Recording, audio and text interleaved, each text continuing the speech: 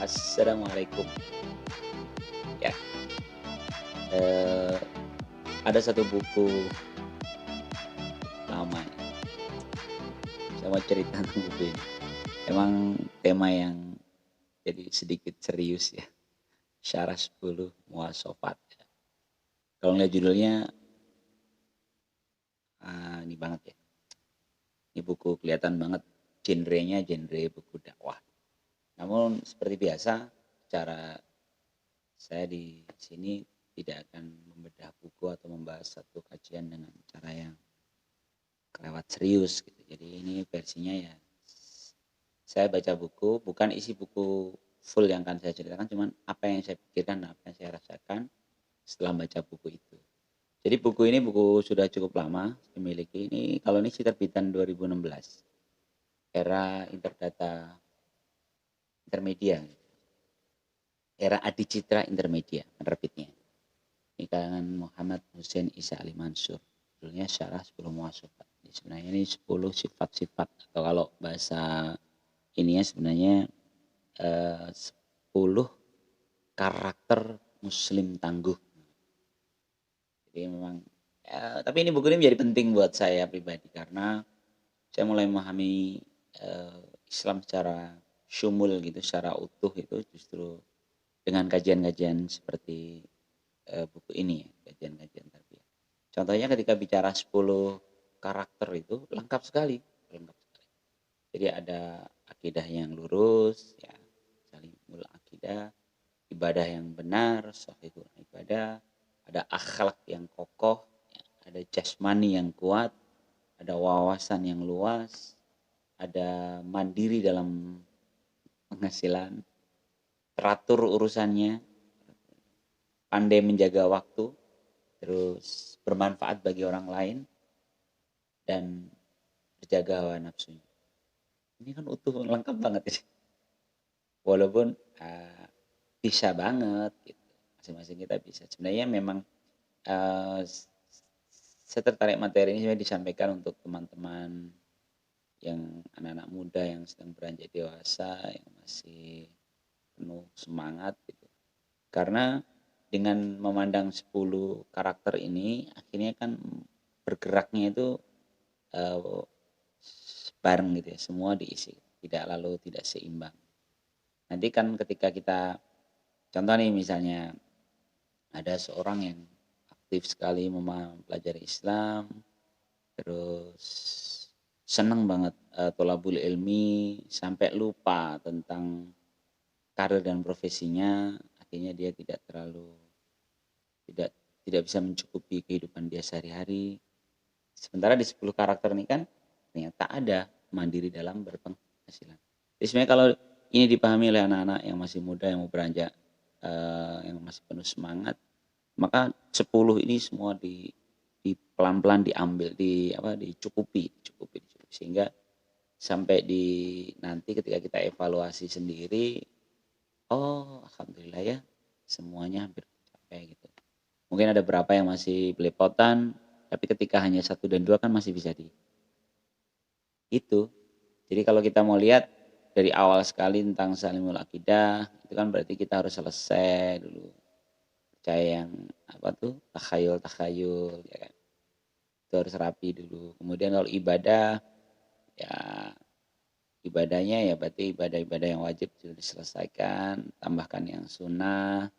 Dulu kalau di materi tarbiyah itu di Sahihul Ibadah itu termasuk doa-doa harian, masuk masuk rumah doanya apa, masuk kamar mandi doanya apa.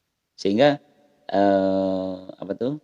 selalu ada dalam suasana doa gitu, sehingga religius ya. Kemudian akhlak. Nah, akhlak yang kokoh ini mengapa kata kokoh matinul khuluq? Akhlak yang kokoh karena akhlak ini kan endapan pemahaman gitu. Jadi akhlak itu endapan. Jadi kalau kita memahami sesuatu, memahami hal-hal yang benar, sekedar sampai di sini ini belum jadi akhlak, belum masih kognitif. Nah, ketika sudah masuk ke dalam, maka kalau dulu almarhum bapak saya itu ngasih contohnya gampang ya. Kamu kalau melakukan sesuatu ketika kamu nggak lakukan itu ngerasa nggak nyaman, nah itu akhlak. Jadi akhlak itu sesuatu yang udah main syuur gitu, main rasa gitu.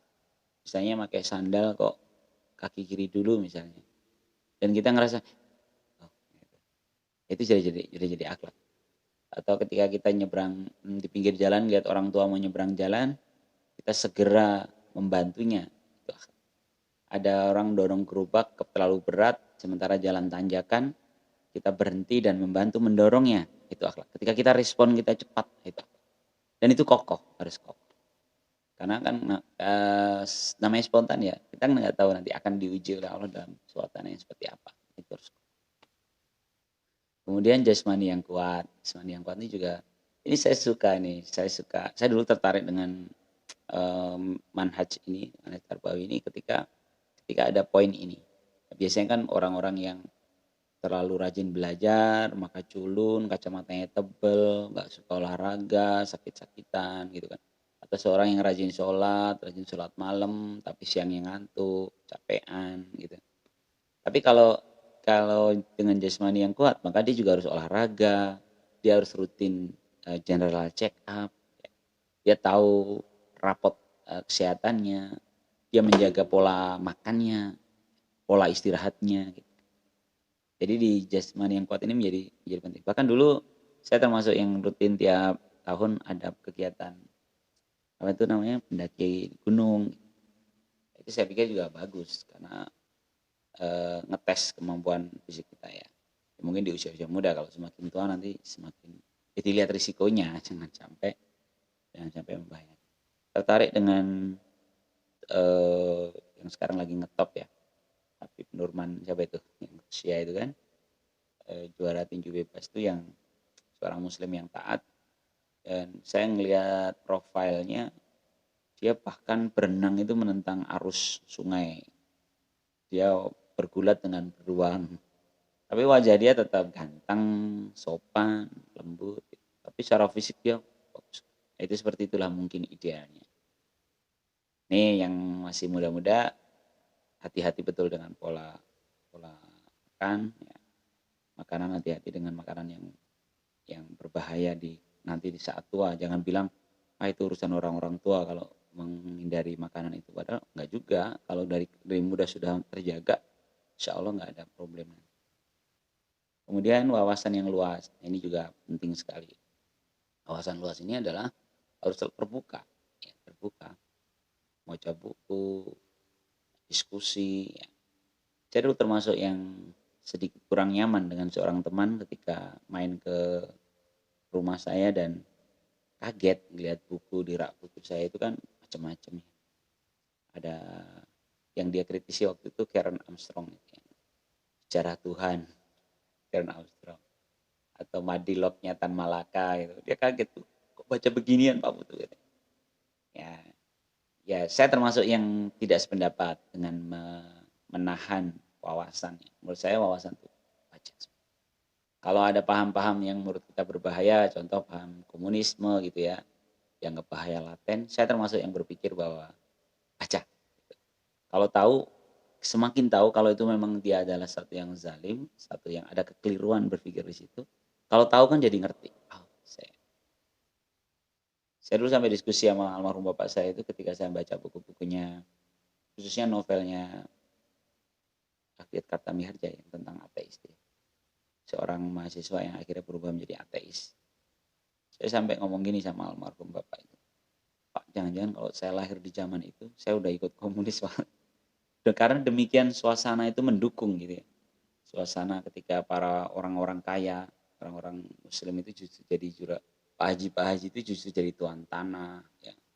Dia banyak sekali dia menjadi simbol-simbol kemapanan yang mengganggu gitu. Kan tentu itu bisa menggoda, akhirnya larinya ke komunis kan. Ya walaupun itu kan diskusi sama Bapak, dan Bapak juga meluruskan hal-hal yang harus diluruskan. Jadi sebenarnya, dan ternyata kan nggak bahaya gitu. Kalau kita tahu malah justru clear. Oh, ternyata. Dan yang menarik, mungkin saya pernah sampaikan juga sebelumnya, saya dulu di pesantren dan saya merasa pesantren itu ruang untuk berpikir kami sangat terbuka. Saya bebas membaca apa saja, diskusi apa saja dengan ustadz-ustadz pesantren. Jadi salah kalau ada yang berpikir bahwa pesantren itu tempat brainwash gitu, dicuci otak. Enggak, di situ malah kita bebas berdiskusi dan berpikir, membaca.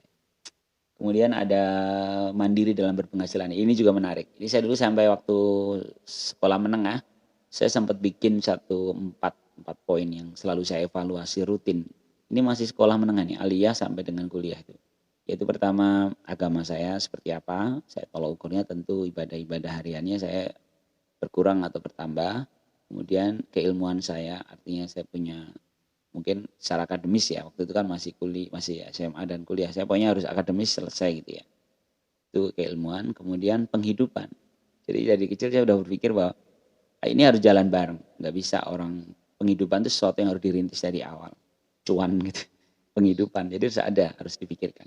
Kemudian yang terakhir seni, saya dulu seni itu kriterianya cuma membangun mitos diri gitu, karena saya tahu saya nggak terlalu punya kualitas seni yang dibanding saudara-saudara saya, jadi kayak minimal saya itu punya mitos diri yang saya bangun.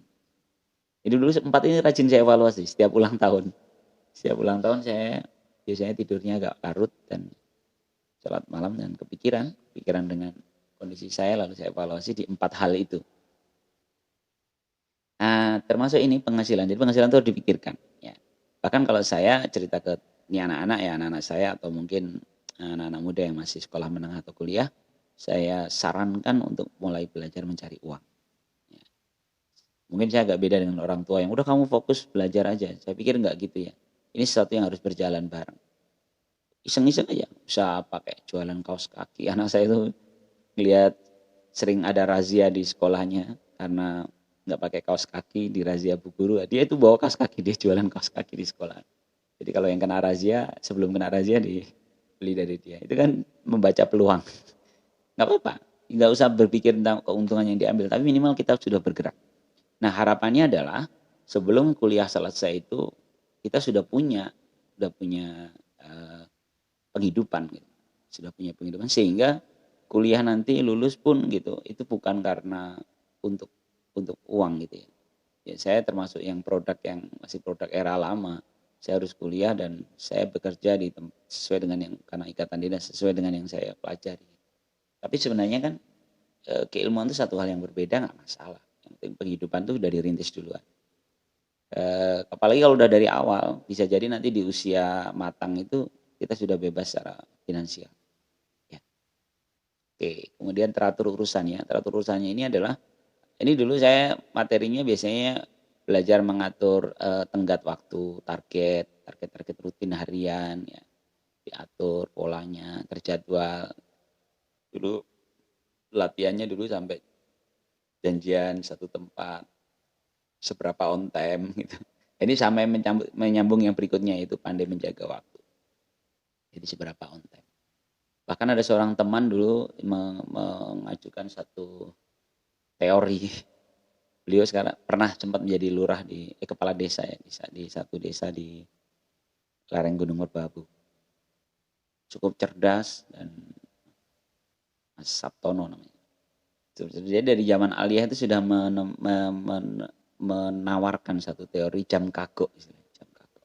Jam kagok adalah penetapan jadwal itu seperti jadwal pertemuan, rapat atau apapun itu seperti jadwal sholat.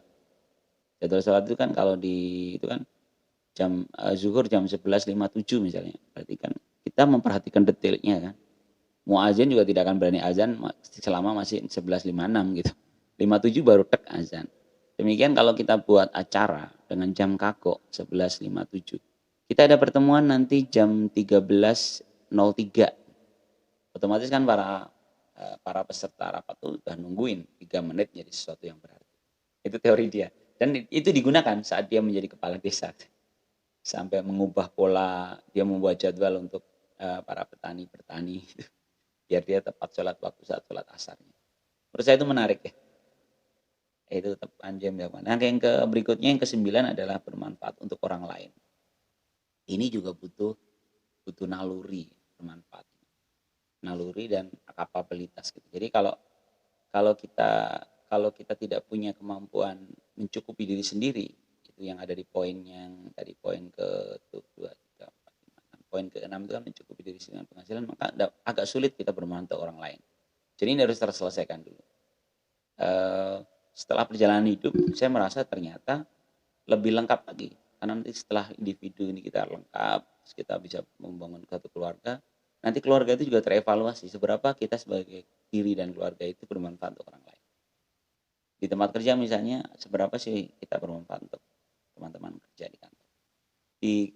Di kampus mungkin seberapa manfaatmu buat teman-teman kampus. Mungkin ada yang kos, di tempat kos seberapa manfaatmu untuk teman-teman kos. Itu dievaluasi. Dan terakhir terjaga hawa nafsunya. Jadi hawa nafsunya terjaga.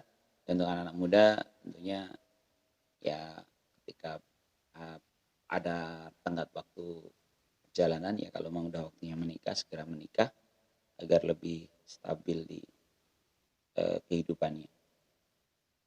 Udah lama sekali. Maaf, 15 menit. Ya, ini sekedar ngobrol tentang buku Syarah 10 Muasyafat karya Muhammad Hussein Isa Ali Mansur. Semoga bermanfaat. Salam literasi. Assalamualaikum warahmatullahi wabarakatuh.